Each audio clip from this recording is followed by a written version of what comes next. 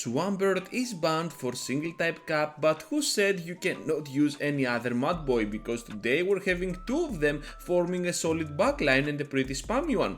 Up on the lead, we're gonna use Electrode, while at the back, Politoed with Poliwhirl are gonna be forming a pretty solid backline for any battle out there. And of course, you're having Scald, and that's why I prefer Poliwhirl as my safe switch over Politoed, because it has a possibility and the chance to debuff the enemy attack wise. So right here, we're gonna get the debuff on our side after the Moonblast hits for so much damage on our Pokemon, but it doesn't matter, we can still pressure for two moves, one Scald and one Mud Bomb.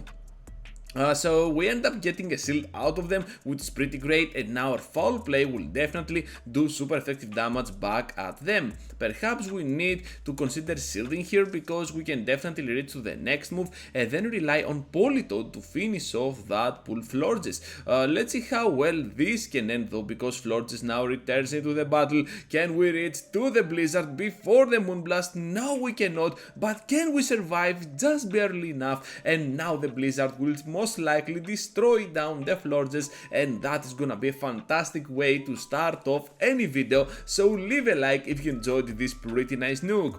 Into the next one now.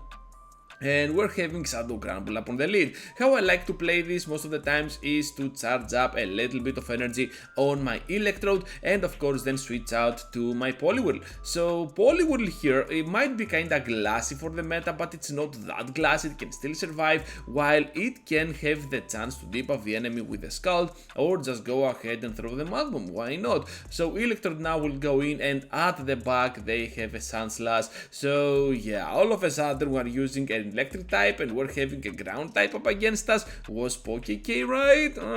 That's interesting. Anyways, Politoed now can go in, and of course I'm expecting the Night Slash, but I still have to respect the damage out of it, because we're talking about two classy Pokemon that are both shadows. So yeah, the damage output can be crazy. Hypno at the back, can we possibly win this one? I don't think so. Let's reach now to the Blizzard for big damage on the Hypno. I was not expecting that much damage. Granbull on the switch, and I'm still glad that I threw the energy, because we could go down in one shot, and right after we're gonna farm each other down, and because I had the Electrode alive and well, we're gonna take this victory.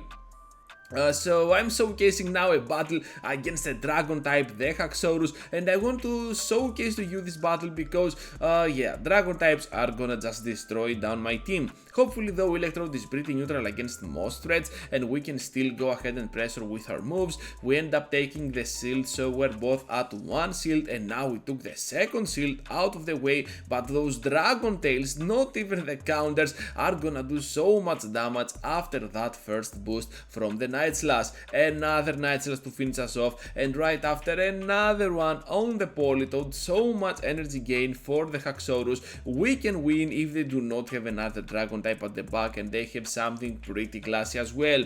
So they end up having another dragon, so a dragon up on the lead, a dragon at the back. What are you talking about, trainer? What are you doing? You just lose to a Charmer, and yeah, this is gonna be absolutely horrible for us, and we're gonna go down to this trainer. Well played to my opponent. They definitely outplayed me with that ABA dragon, or just AAA. Who knows? Perhaps the third Pokemon could be a Dradigon or something like it. Anyways, we're having now Lickitung at the back against my Ulysses here, and Ulysses can absolutely handle this threat, especially if they do not go for that Power Whip, and we can land definitely at some point a debuff on them. Mud Bomb now able to pressure for the shield scenario against Lickitung. Look at how spicy and spammy our Pokemon, our little Glovey guy, the big Smurf here, can go up against our opponents. Of course they can reach to another one, because we're talking about Lickitung. This Pokemon is bulky and spammy at the same time, while it can pressure a lot with those leaks,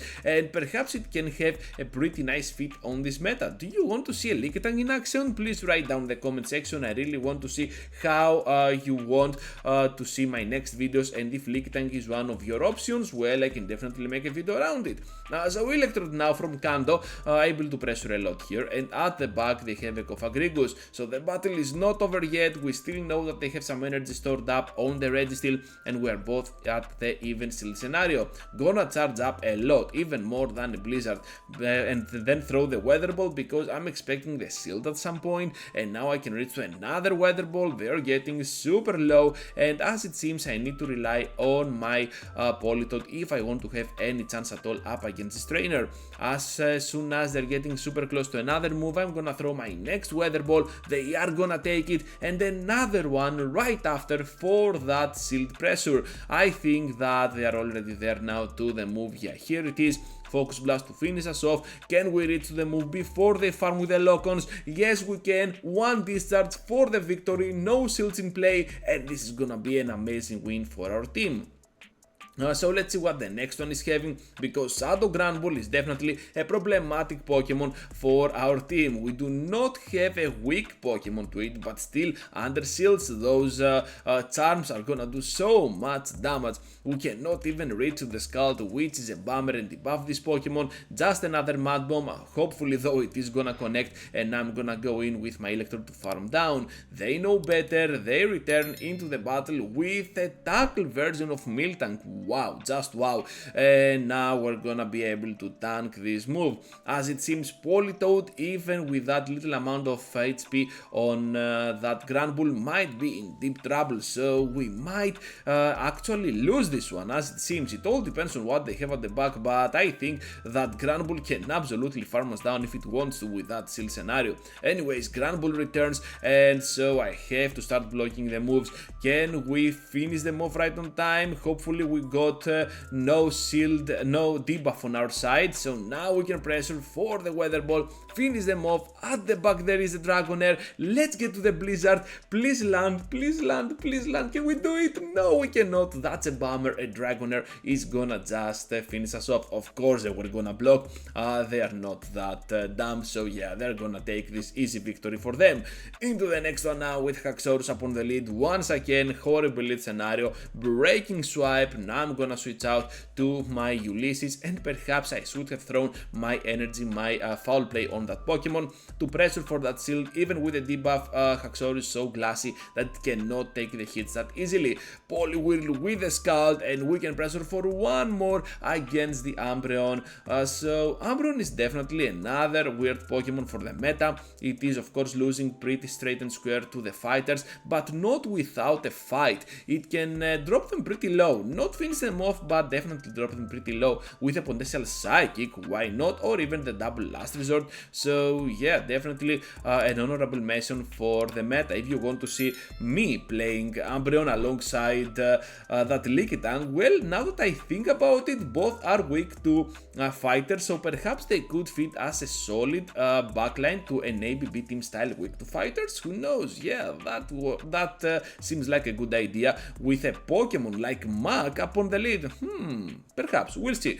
So anyways, we're having here the Haxorus up against our Politoed, which is just gonna debuff us. At the back they have the Granbull. Once again I'm gonna reach to the Blizzard. Can we land it? No, we cannot. What a bummer, and down we go. So yeah, there goes that. Another loss back to back. You do not see that often on my channel. And yeah, this team might be strong, but of course it is struggling against dragons. So whenever we're having a dragon, we're just gonna go not to town for sure.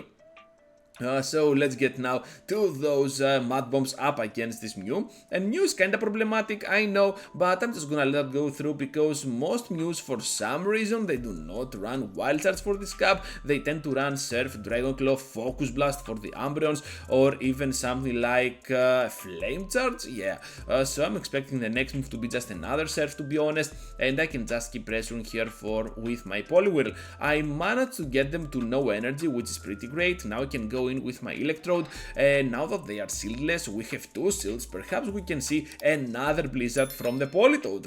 It all depends on what they have at the back, to be honest. Just gonna respect the damage here from the potential foul play, or even the play rough, or the close combat. do not want to know about this one. Anyways, able to get to the Weather Ball to finish off Berserker. Let's see what lies at the back, and we will never learn. So perhaps to go something like a Ninetales, perhaps not, but we're gonna take this victory. So that is gonna be all for today, trainers. Thank you for watching and for staying till the end. Just be sure to leave a huge like before you go, and of course subscribe to the channel if you are new around here. With that said, I have 2 videos for you to check out, so feel free to do so, and I will see you all into the next one.